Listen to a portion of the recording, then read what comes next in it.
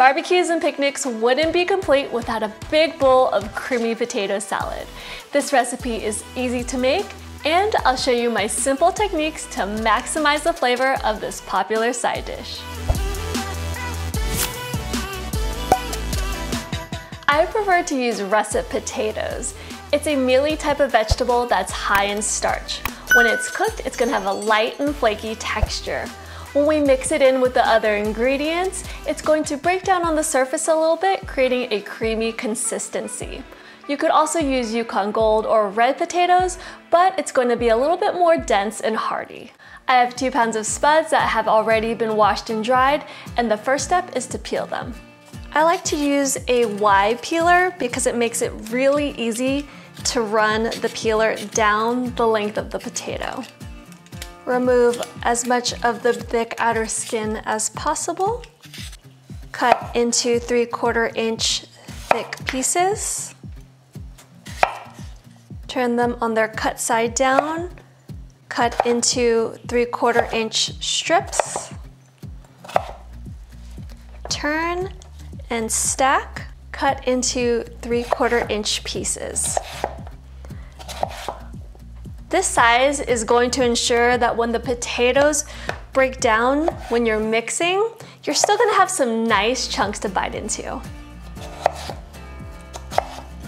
These pieces are gonna start to turn color really quickly because there's an enzyme in the flesh called polyphenol oxidase. When it reacts with the oxygen in the air, it turns the pigment brown. So to reduce that exposure, we're going to transfer to a pot and cover it right away with some water.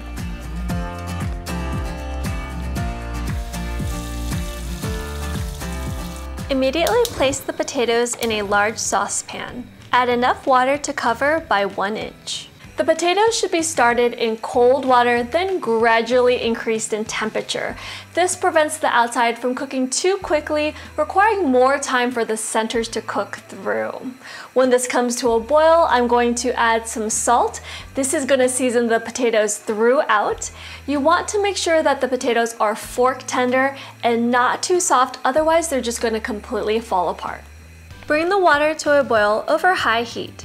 Once it starts to bubble, add 1 tablespoon of salt and stir to dissolve. Reduce the heat to a simmer over medium heat, adjusting as needed. Stir occasionally and cook until the potatoes are fork tender but not falling apart, about 8 to 10 minutes. Drain the potatoes and transfer back to the warm pot. Warm spuds are going to be better at absorbing flavor. I'm going to add some white distilled vinegar, which is going to provide some pungency and acidity to the creamy potato salad. I'm going to let it absorb and marinate so that each piece is flavorful throughout. If you want a more mild option, you could also use apple cider vinegar. Add 2 tablespoons of vinegar over the potatoes. Use a rubber spatula to gently toss to combine and marinate for 20 minutes. Large, hard-boiled eggs are used in the recipe to add richness to the dressing and extra texture. For convenience, you can use store-bought, or I'll show you how easy it is to make them on the stovetop. Fill a medium saucepan with enough water to cover the eggs by 1 inch once added. Bring the water to a low boil over medium-high heat until it reaches 200 degrees. Carefully place the eggs in the hot water. Boil for 30 seconds, then place the lid on the pot and reduce the heat to low. Cook on a low simmer for 12 minutes. The eggs are done, and now I'm going to transfer them into an ice water bath filled with 2 cups of ice and 2 cups of water. This is going to halt the cooking process. Let these chill for 15 minutes so that they're completely cooled down, and in the meanwhile, we can prepare the other mix-ins. Celery is going to add a nice fresh crunch to the salad. The first thing I do is trim off the ends and then cut it into about 3-inch long pieces. Work 1 piece at a time. Cut into 1/8-inch thick strips, then an 1/8-inch dice. We need a 1/2 cup. For pungency and a pop of color, I'm going to dice some red onion. Cut off the root end, making sure that it's still intact. Trim off the other side. Place the onion cut side down, then cut it in half lengthwise. Peel off the papery skin. Carefully cut an 1/8 inch thick slices and cut down to create an 1/8 inch thick slices on the other side. Turn and cut into 1/8 inch dice. We want these pieces to be pretty small because you don't want big bites in the salad. I like to chop it one more time to make sure that the pieces are nice and small and even sized. We need 2 tablespoons.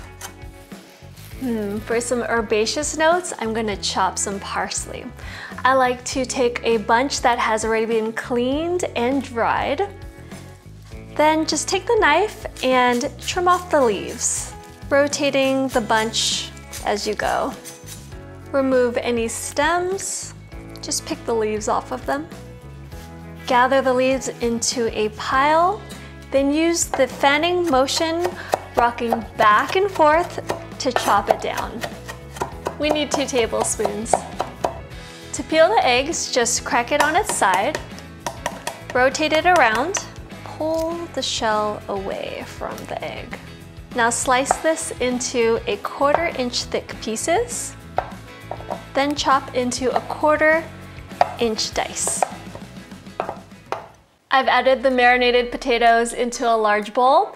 Now we're ready to add the mix-ins. Add a 1/2 cup of mayonnaise. You can also use sour cream or plain Greek yogurt. A 1/2 cup of diced celery. A 1/4 cup of dill pickle relish. Or you could use sweet relish if you like it a bit sweeter. 2 tablespoons chopped red onions. 2 tablespoons minced parsley. 1½ teaspoons of yellow mustard, or Dijon is a good alternative.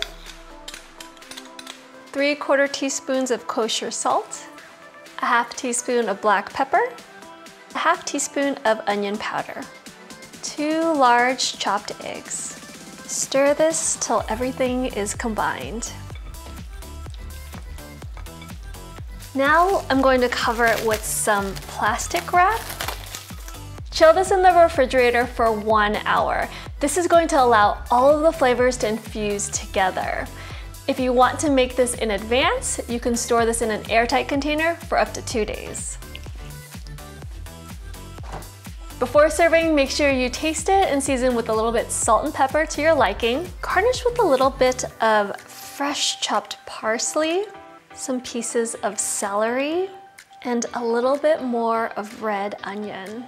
This is going to be the star of the barbecue or picnic. These garnishes just really add a nice pop of color. If you're looking for another appetizer to share, check out my macaroni salad right here. It's always a hit.